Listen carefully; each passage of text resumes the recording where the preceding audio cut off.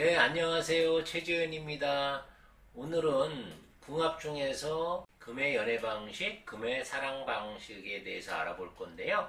이것은 어디까지나 금 그 단편적으로 하나의 기운을 가지고 이야기하는 거기 때문에 자기 사주에 금 외에 다른 글자들이 있다라고 하면 다른 특성들도 나올 수 있기 때문에 꼭 나하고 좀 맞지 않는데 라는 생각이 드시더라도 금 단편적으로 한 가지만 보시고 시청해 주시면 감사하겠습니다. 자, 우리가 오행별로 금을 보는데 금은 이제 사주적으로는 이렇게 네 가지가 있습니다. 천간의 경금, 또 천간의 신금, 그 다음에 지지의 신금, 또 지지의 유금, 이렇게 해서 네 가지가 있는데, 네, 오늘은 금의 그런 어떤 다른 점보다는 공통점에 대해서 얘기를 해볼 텐데요. 우선 금이 뭔지를 한번 떠올려 보자고요. 보통 금은 금속을 떠올리시죠. 금속은 여러 가지가 있는데 그 중에서 대표적인 게 가위도 있고 칼도 있고 또 금고도 있고 철문도 있어요. 이런 것들이 상징하는 게 뭔지, 의미하는 것이 뭔지 한번 떠올려 보자고요.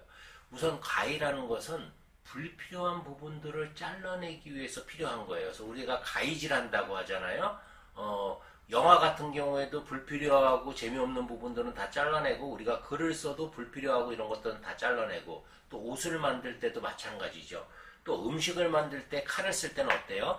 불필요하고 못 먹는 부분들은 다 잘라서 버려버리잖아요. 그래서 불필요한 것들을 다 정리하고 자르고 구분하고 차단하는 것이 바로 금의 특성이라고 할 수 있는데, 금고 같은 경우에도 내가 소중한 물건을 거기다가 넣어둔다는 건 어떤 의미예요? 누구도 이것을 탐내지 말라고 하는 그런 어떤 소유의 개념이 들어가 있는 거예요. 그리고 철문 같은 경우에도 마찬가지예요. 너는 내가 열어주지 않는다라고 하면 절대 우리 집으로, 내 안으로 들어올 수 없다라는 것을 의미하는 게 철문이거든요. 그래서 다 이렇게 구분 차단하는 거야. 그러니까 금이 강하신 분이 예를 들어서 문을 열어주고 너 우리 집에 와서 떡볶이 먹고 갈래? 라면 먹고 갈래? 하는 것은 자기가 정말 마음에 들었다라는 걸 의미하는 거예요. 금은 쉽게 마음을 열지 않습니다. 그래서 금은 이렇게 차단 구분하는 것을 정말 잘하는데 그게 인간관계로 갔을 때 굉장히 힘들 수 있어요. 왜냐하면 생각해 보세요. 옷감이라든지 음식은 불필요한 부분을 잘라버릴 수 있어. 자기가 원하는 대로. 근데 사람은 자기가 마음에 들지 않아도 잘라버릴 수가 없거든요. 어떤 습관이 안 좋다고 해서 그것을 잘라버릴 수 없고, 또 신체 중에서 어떤 부위가 마음에 안 든다고 그것을 자르고 다른 걸 갖다 붙일 수도 없단 말이야. 금은 사람을 만날 때 스트레스를 많이 받을 수밖에 없어요. 왜냐하면 잘라버리고 싶은 부분이 자꾸 보이거든. 근데 잘라지지가 않는 거야. 그러니까 얼마나 답답하겠어. 응? 예를 들어서 어떤 사람을 만났어. 근데 나는 금이 강하고 저 사람은 뭐 목이 강해. 그러면 정말 정리해주고 싶은 부분들이 엄청, 가위질하고 싶은 분들이 엄청 많아지거든요. 그런데 그럴 수가 없잖아. 그리고 설사 가위질을 해준다고 하더라도 그때뿐이고 금방 다시 또 자라나거든요. 그러니까 지치는 거예요. 정리해주다 지쳐서 결국은 헤어지는 그런 원인으로 작용하게 되는데, 금이 많으신 분들은 불필요한 부분이라고 생각하는 것조차도 정말 사랑스럽게 생각했을 때 연애를 시작하라는 거예요.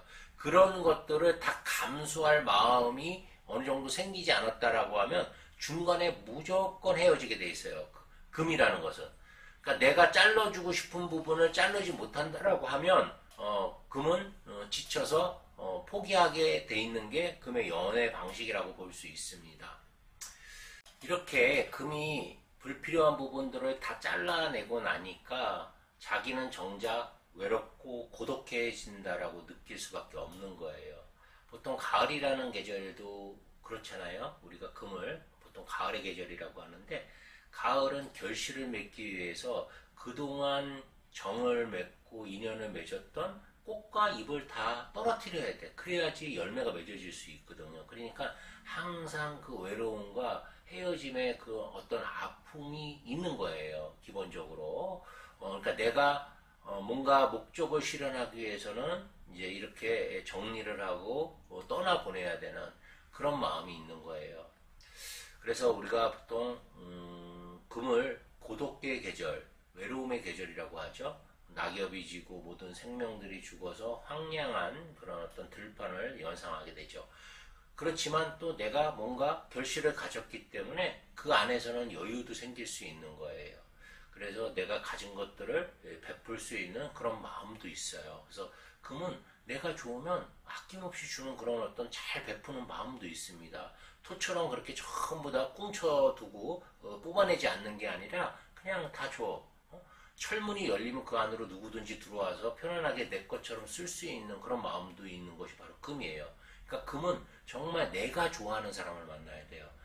남이 나를 좋아하는 것보다는 내가 반드시 좋아해야지만 그 사랑의 완성도가 점점 깊어질 수 있다는 거, 완성도가 높아질 수 있다는 점 꼭 기억해 주시기 바랍니다. 또 금은 왠지 좀 차갑죠. 금이 청간 지지에 따라서 좀 다르긴 한데 일단 금이 발달하신 분들은 남들이 봤을 때 굉장히 차갑게 보여요. 그리고 자기 스스로도 외롭고 고독하기 때문에 본인 스스로도 심장이 서늘하다라고 생각을 하고 차갑고 외롭다라고 생각하거든요. 그런데 반대적으로 그럴수록에 자기를 따뜻하게 감싸주고 자기를 잘 이해해 줄 수 있는 상대를 또 원하기도 해요. 그래서 자기를 꼭 이렇게 와서 안아줄 수 있는 사람을 기다리는 게 바로 또 금이에요. 그래서 금이 겉으로 보면 굉장히 차갑고 냉정해 보이지만 안은 또 굉장히 여려. 그리고 쉽게 변할 수 있고 쉽게 상처받고 쉽게 눈물 흘리고 쉽게 무너질 수 있는 게 또한 금입니다. 그래서 우리 금을 갖고 계신 분들은 너무 센 척할 필요 없어. 내가 아플 때는 그냥 아프다고 얘기하는 것도 좋은 방법이에요. 상대한테. 예. 그리고 이제 보통 금은 호불호가 좀 분명한 편이에요. 싫고 좋은 게 되게 명확한데 우리가 흔히 뭐 철병녀, 철병남이라고 이렇게 얘기를 하죠. 그런 우습게 그런 상황들도 인터넷에 보면 많이 올라와 있는데 예를 들면 내가 어떤 관심 있는 여성이 있어. 근데 그 여성이 예를 들어서 금이 되게 발달한 여성이에요.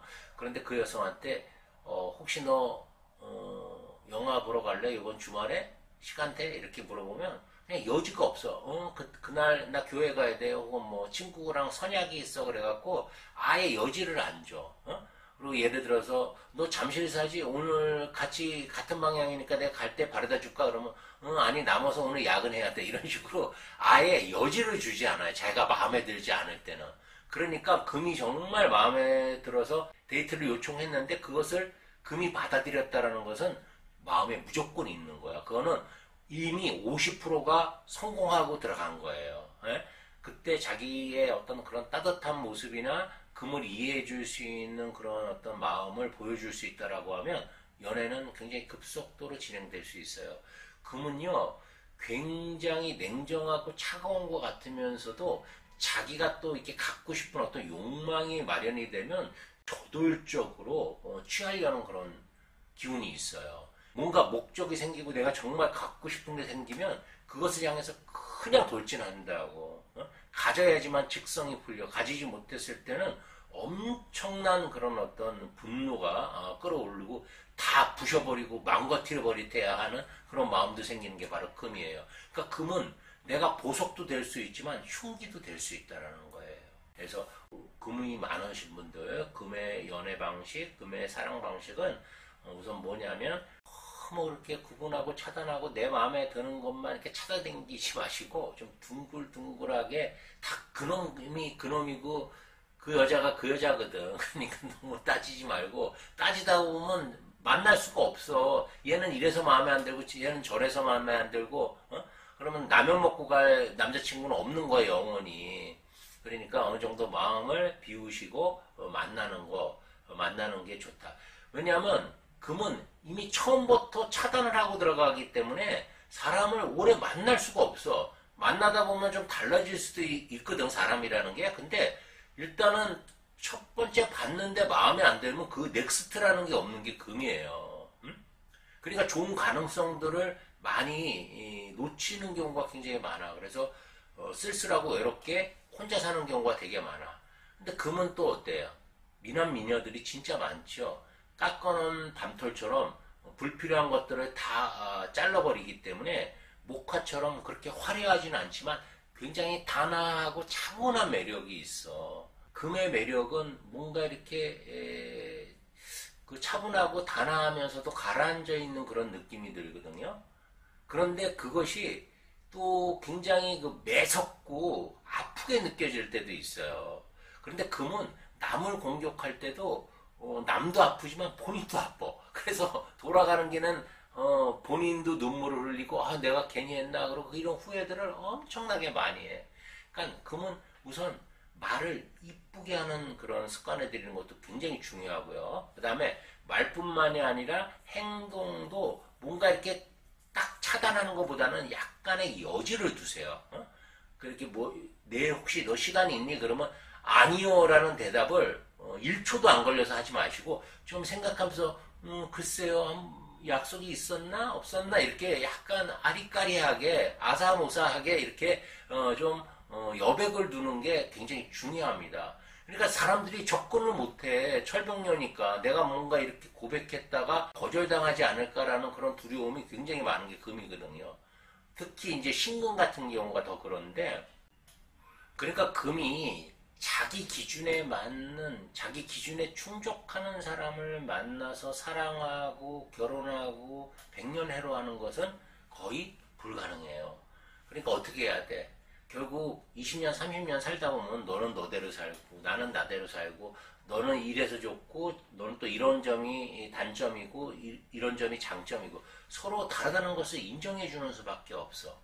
그러니까 자기 식대로 자기 기준에 어떤 사람을 맞추려고 하기보다는 그 사람이 있는 그대를 사랑하고 받아들여주고 처음 거슬리는 부분은 얘기는 하되 그걸 억지로 고치려고 노력하지는 마세요. 사람은 안 바뀌어. 내가 안 바뀌듯이 너도 안 바뀌는 거야. 그러니까 있는 그대로 받아들이고 결국은 자기만의 어떤 색깔을 가지고 사랑하는 게 가장 그 궁합적인 면에서 금이 사랑하는 가장 좋은 방법이 아닐까라는 생각을 해봅니다. 오늘 금에 대해서 이렇게 얘기를 해봤는데요. 다음번에는 이제 마지막으로 수의 연애 방식, 수의 사랑에 대해서 이야기하겠습니다. 끝까지 시청해 주셔서 너무 감사드리고요. 구독, 좋아요 부탁드립니다. 안녕.